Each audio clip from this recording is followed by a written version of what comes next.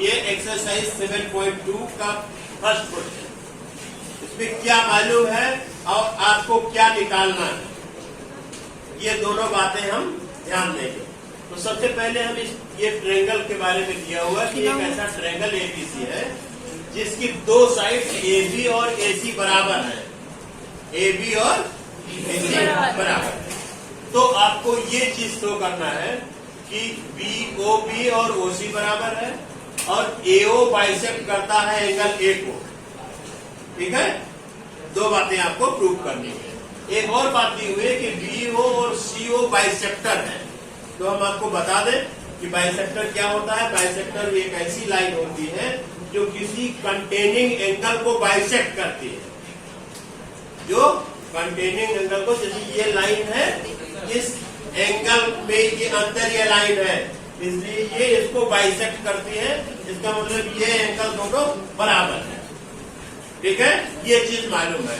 अब हम क्या करेंगे, जो चीज मालूम है उन्हीं के सहारे हम आगे बढ़ेंगे और हमें रिजल्ट तक पहुंचना है। तो सबसे पहले हमने लिख दिया कि एक ट्रायंगल एबीसी में AB इक्वल टू AC है। तो ये चीज दिया हुआ है आपको, AB इक्वल टू AC हमने लिख दिया गिवन, राइट। अब कहा कि ABC और AC भी बराबर होंगे। ये पूरा एंगल इस पूरे एंगल के बराबर होगा। किसी भी ट्रायंगल में अगर दो साइड बराबर होती है तो उनके सामने के एंगल बराबर होते हैं, अपोजिट एंगल्स इक्वल होते हैं। Angles opposite to the equal sides are equal. तो ये दोनों एंगल बराबर हो जाएंगे। तो जब ये दोनों एंगल खुद बराबर हो जाएंगे तो इनके आधे आधे भी बराबर होंगे, राइट। अगर दोनों 60-60 डिग्री के हैं तो उसका आधा 30 डिग्री हुआ और 30-30 दोनों बराबर हुए। तो हमने लिख दिया half of the ABC equal to half of ACB. तो उनके आधे आधे भी बराबर हुए।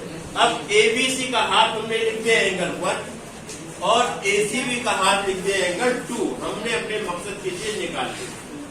तो 1 इक्वल टू 2 आ गया, राइट। अब ये दोनों एंगल बराबर हो गए।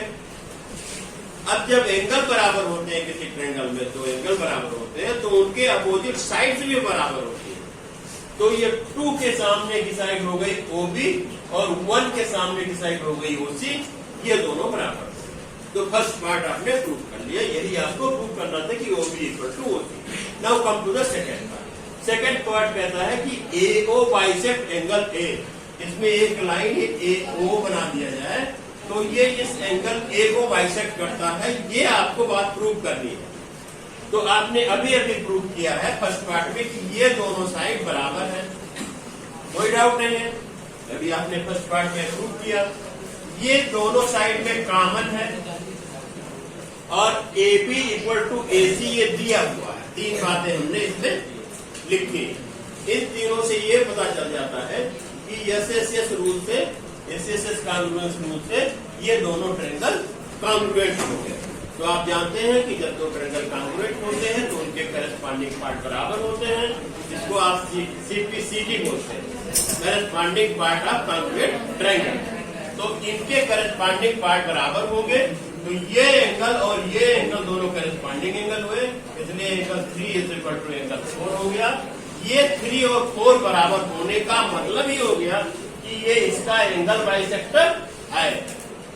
ठीक है, एंगल बाइसेक्टर उसी को कहते हैं जो कंटेनिंग एंगल्स को दो बराबर भाग में बांटे। तो इसका मतलब हुआ AO बाइसेक्ट एंगल A। तो इस तरह से आपने इसको